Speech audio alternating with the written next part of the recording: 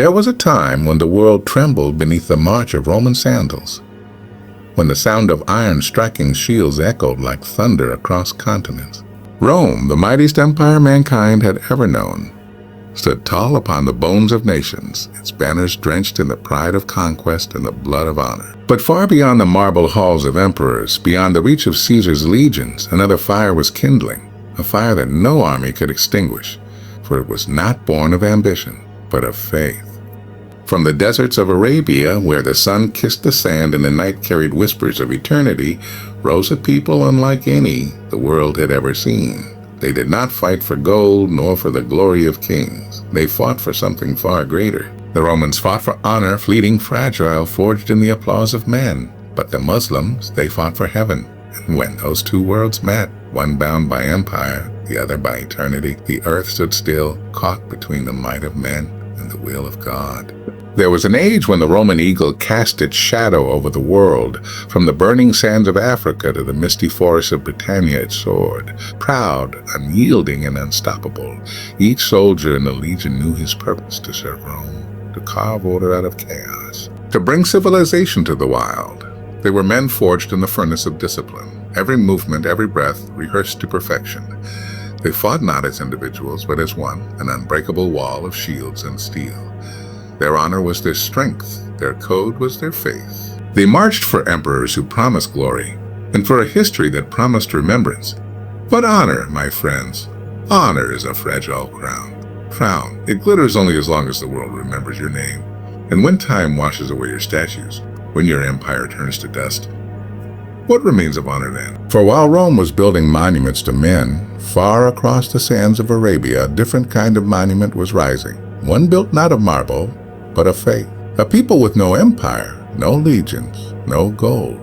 Yet they carried something greater than all the wealth of Rome. They carried conviction. When the words of Revelation echoed through the desert, "There is no God but God," it struck deeper than any trumpet of war.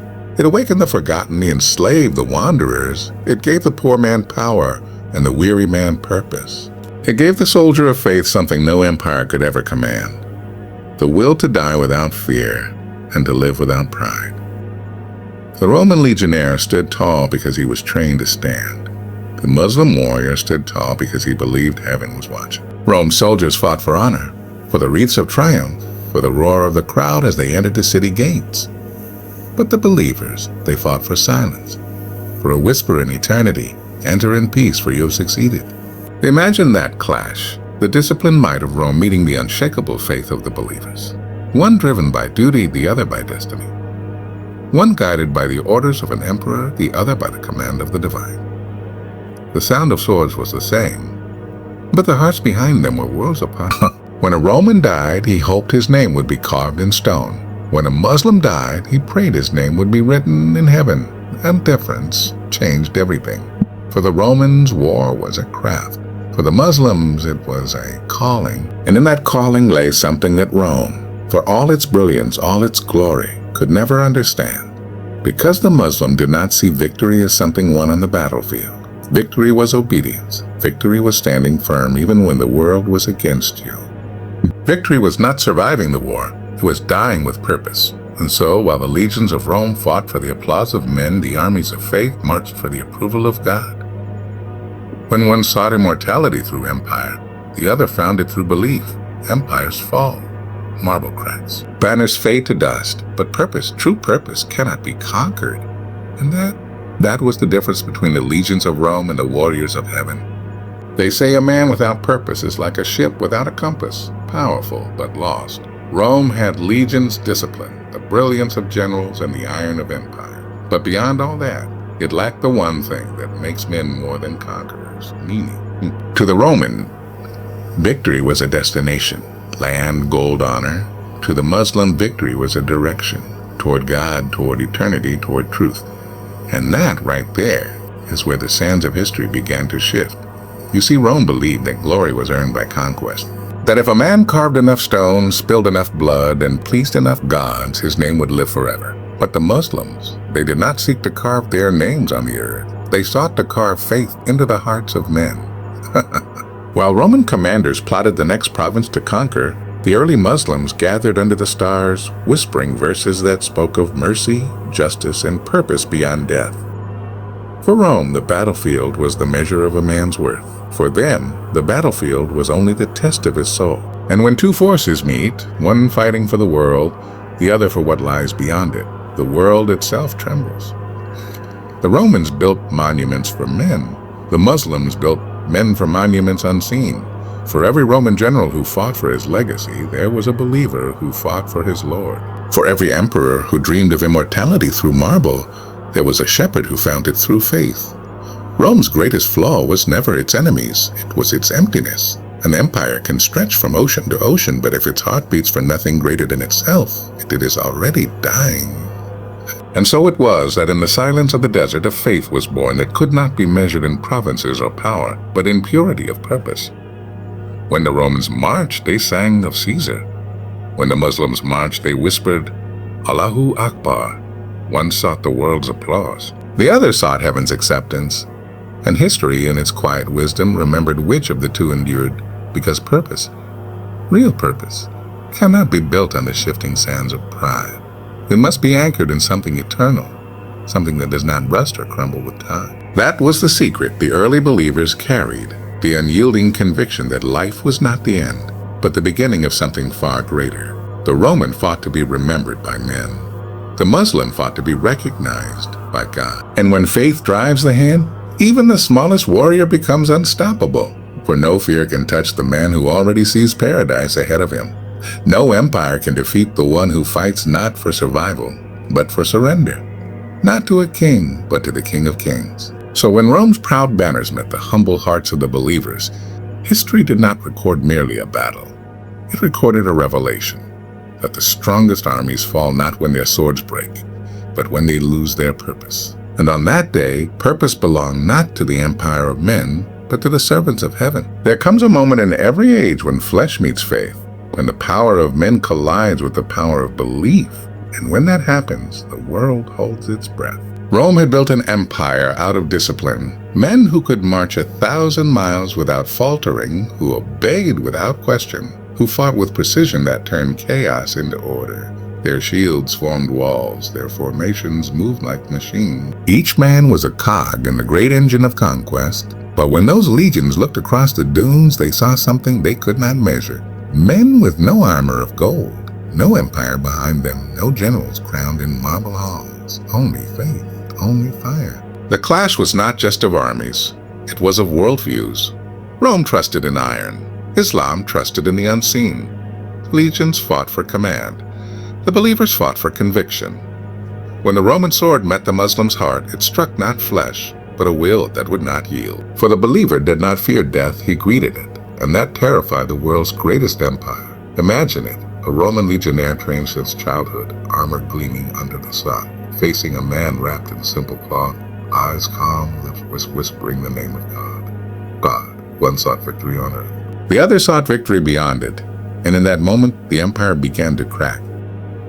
You can break a body, but you cannot break a soul that's already surrendered to something eternal.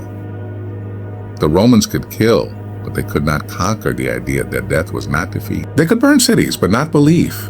And as the empire watched battle after battle, they saw something that defied reason. Men who rose stronger after every loss, men who smiled in the face of the sword because they knew paradise was near.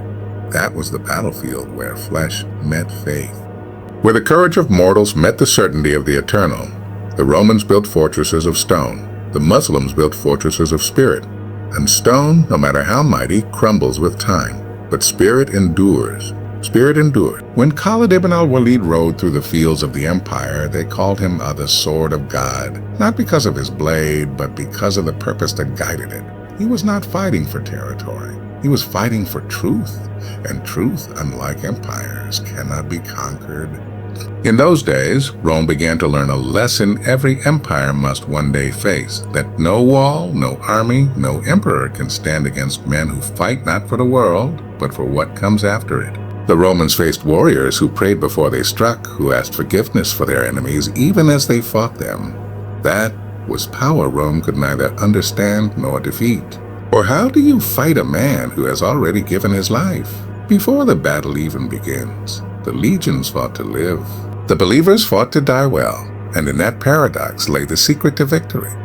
When flesh meets faith, the outcome is not decided by strength, but by surrender.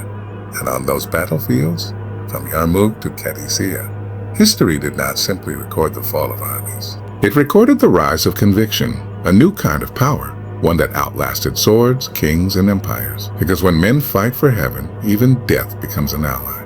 There is a strength unseen by the eye, a power no empire can forge, no emperor can command. Rome sought it, but never found it, for it does not live in steel or strategy. It lives in faith.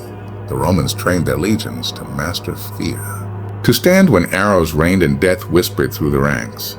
They were taught that courage meant silence in the face of pain, endurance in the shadow of death.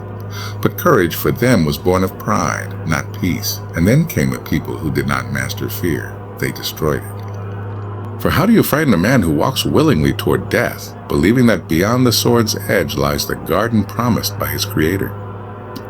Rome's legions fought to survive. The Muslims fought to transcend. When a Roman soldier fell, his comrades mourned. When a Muslim warrior fell, his brothers smiled, for they believed he had been chosen to pass through the gate of martyrdom into an eternity the world could not see. It was not madness, it was meaning. And this was the strength Rome could never comprehend, the unseen power of faith that turned weakness into might and mortality into immortality. The Romans had drilled their men to perfection, their bodies instruments of war. But the Muslims trained their souls to submit, to endure, to rise again even when the body fell. The legions of Rome depended on command. If the centurion broke, the line would crumble. But the armies of faith, they needed no command to stand firm. Each man was his own fortress, his heart the throne of his king. It was said that when the believers charged, their voices echoed not in rage but in remembrance. They did not curse their enemies, they praised their Lord. And in that praise was something Rome could never bottle, never break: serenity in chaos, peace in war. For to them, life and death were but two doors leading to the same truth. And so long as that truth lived, no empire could conquer them. Rome could not understand why men would give everything for something unseen, but faith does not need to be seen. It needs to be felt. It burns within, a light the sword cannot extinguish. And in the end, that unseen strength outlasted marble and throne alike. Because when men live for something eternal, the temporary can never destroy them. The Romans built monuments to be remembered. The Muslims built faith to be reborn. And the world would learn, again and again, that when the heart baffled, the empire of the soul rises above the empire of the earth. That was the unseen strength. Not of numbers, not of gold, not of rank, but of faith so pure it made death itself a friend. So when the legions of Rome gazed into the eyes of those believers, they did not see hate, they saw peace. And that terrified them more than any blade. For peace in the face of death is not weakness, it is victory, the kind that empires can neither understand nor outlive. Empires rise with the sound of marching feet, and they fall in silence. Rome, once the master of the known world, now lingers only in stone, cold, cracked, half buried beneath the dust of centuries. Its legions are gone, its banners torn, its glory a whisper carried by the wind. But what of those who fought not for the world, but for what comes after it? What of those desert warriors who rode beneath no imperial crown, who sought no throne, no marble monument, only the pleasure of the one who made them? Their empire was not carved in rock, it was written in hearts. Rome built roads to connect cities. The Muslims built faith to connect souls. The Romans carried torches that burned until the oil ran dry. The Muslims carried a light that needed no flame, a light that traveled across continents through generations, never fading. From the sands of Arabia to the coasts of Spain, from the valleys of Syria to the gates of India, they carried knowledge, compassion, justice, and mercy, not to rule men, but to awaken them. And as Rome's monuments crumbled, theirs multiplied, not of stone, but of spirit. Every heart that recited the words of faith became another pillar in a civilization that outlasted empires. Rome sought immortality through conquest. The Muslims found it through conviction. Even now, the ruins of Rome stand as reminders of human greatness, but also human fragility. For every column that pierces the sky, there is a lesson carved beneath its cracks, that no empire built on pride can escape the erosion of time. Yet the legacy of those who fought for heaven, It still breathes. It lives in every prayer that rises before dawn, in every act of mercy that mirrors the prophet's compassion, in every soul that seeks peace through surrender. The Romans fought to be remembered by history.